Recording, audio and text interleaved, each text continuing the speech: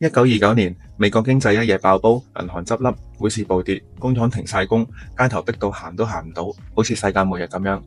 啲人衝去銀行攞錢，投資者瘋狂拋售股票，市場亂晒龍，完全失控。唔單止打工仔慘，就連美國最有錢嘅洛克菲勒都輸咗80%，中產一夜之間連3餐都成問題。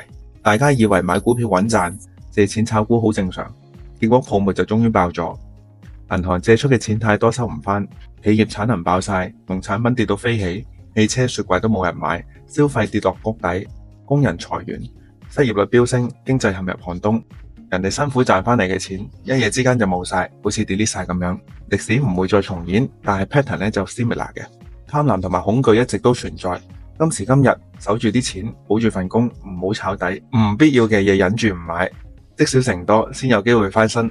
下一場危機唔一定輸，最驚就係冇準備。想知背後嘅危機真相，完整版嘅影片教你點樣面對，喺下一場風暴會活得更好。我係金仔，下集見，拜拜。